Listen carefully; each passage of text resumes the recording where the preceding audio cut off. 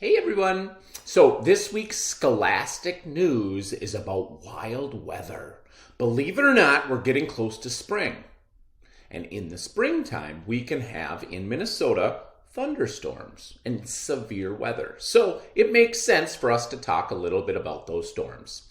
This issue is called Nonstop Lightning. During a wild storm, it can feel like lightning is flashing all around you, but there's one place on Earth that really does have nonstop lightning. Scientists have found that this place gets more lightning than anywhere else on Earth. Now, if you're big into this video and you like this issue, there is a video that'll follow up the same thing. There are the vocabulary words from this issue. There's a game that you can play all about storms and lightning. And a dance break.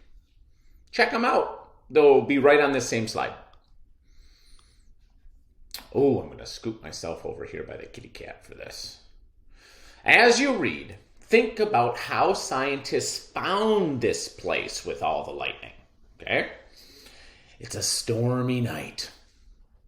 Wind is blowing, rain is falling, and suddenly, zap!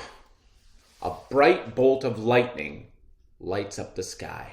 A few seconds later, boom! You hear the loud crash of thunder. This is called Lake of Lightning. I forgot the title. This lake is in Venezuela. Lightning storms are really exciting. They're bright and a little bit scary. Now imagine seeing them every day. That's what life is like for people who live near Lake Maracaibo. Ooh. It gets more lightning than any place on Earth. The Lightning Lake. The lake in the country of Venezuela, this lake is in the country of Venezuela, and lightning hits the lake almost every day of the year. During storms, you might see as many as 200 lightning flashes every minute. That's a lot of lightning. But how did scientists find out that it gets the most? Well, they counted those flashes. So here they are, counting the flashes. See this next heading here? The scientists used high-tech tools called a satellite. A satellite is a machine in space that travels around the Earth.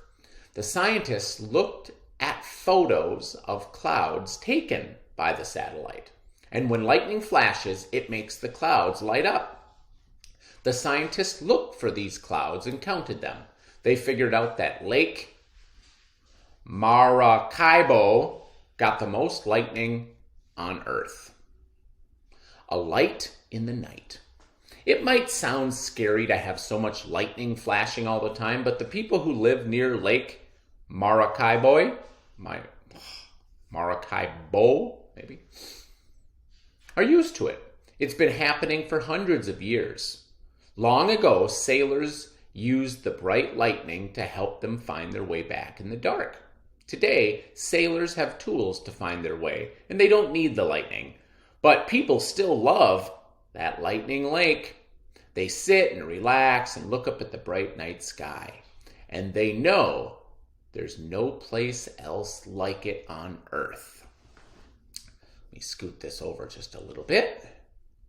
What is lightning? Lightning is electricity that travels across the sky, and it makes huge flashes of light. Every thunderstorm has lightning. You do not want lightning to strike you. So when you hear thunder crashing, it's best to get inside and stay safe. You can watch through a window, How far away is it? When you see lightning, you're supposed to count the number of seconds until you hear the thunder. Okay, so you see the flash. Then you count 1, 1,000, 2, 1,000, 3, 1,000. The lightning is 1 mile away if you can count 5 seconds. If you can count 10 seconds, it's farther away. Does that make sense? And then on the back, here's a flow chart. And it says that we can read all about how lightning actually strikes. Okay, so the first thing that's going to happen is a part called a stepped leader shoots down from the cloud. Sometimes it has smaller branches. The second part, and I did not know this, a part called the upward streamer shoots up from the ground. So a little bit comes down, some shoots up, and then all of a sudden the last part, the upward streamer and the stepped leader meet.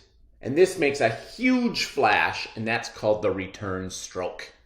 Take this information and see if you can't use the flow chart to answer the questions below. And then don't forget about the game, the video, and the vocabulary.